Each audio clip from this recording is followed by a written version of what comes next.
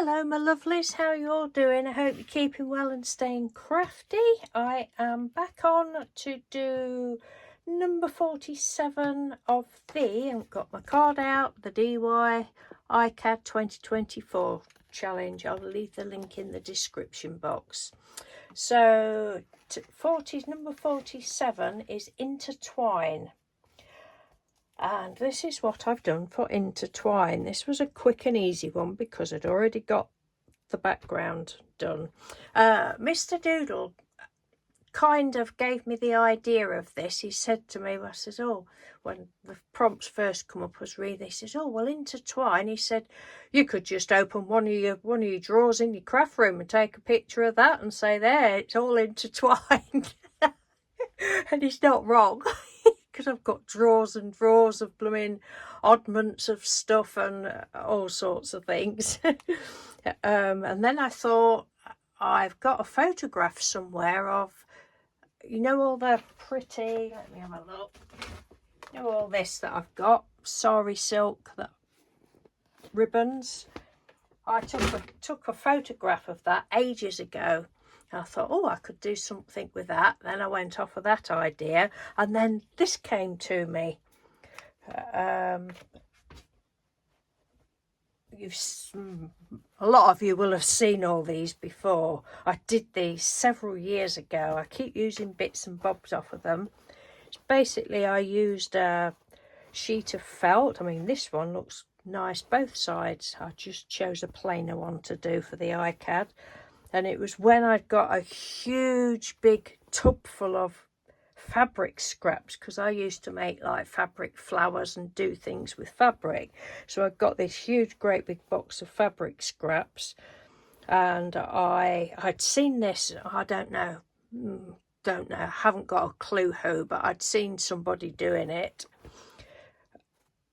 And so you lay your pieces of just random scraps down, and then can you see you've got a piece of like fine net tool over the top, and I pinned it round the edges so it wouldn't all come out, and then just randomly stitched all over it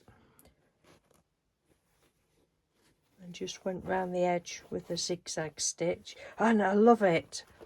I keep thinking, right, I'll do journal covers. I just haven't got round to them, but they'll make lovely journal covers.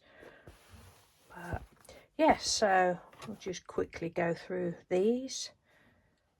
But they're very, very pretty. It's a great way to use up scraps, and you could, I was just thinking, you could put like, well, you could do it with paper as well.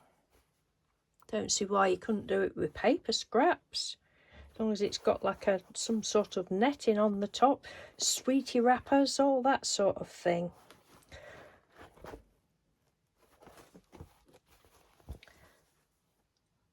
All crooked, look. Love that one. Could have cut a piece of that out for racetrack. That's like a racetrack. Make a nice little journal cover. That one was on I think this was probably one of the first ones I did. Some napkins or something that I'd picked up from a car boot or somewhere. I don't know. Something. I don't think they were handkerchiefs. I think they were napkins. Same with that one. But look, I mean, they're as lovely on the back as they are on the front. That one I've used. I entered a challenge a few years ago, and the lady wanted a postcard, so I cut the postcard out, and I think I stuck something on the back, probably another piece of fabric on the back to put my information in. That's that. So back to this one. Yeah, that's it was that long, so I just cut it down to the size I wanted. That was it. I went round the edge with a pink metallic paint to start with, but I don't know, couldn't really see it, so I used that one in the end. And I think it's lovely. No words, don't want words on it. So that's my take for Intertwine. because it's all intertwined in there.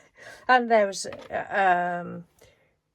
you know, cotton threads as well, heaps of cotton threads in there. You can't see them because the fabric's more than the cotton threads probably. But anyway, that's my take on Intertwine, and that was a nice, quick and easy one. So there we go. Thank you very much for watching. Take care, and I'll speak to you tomorrow. Bye.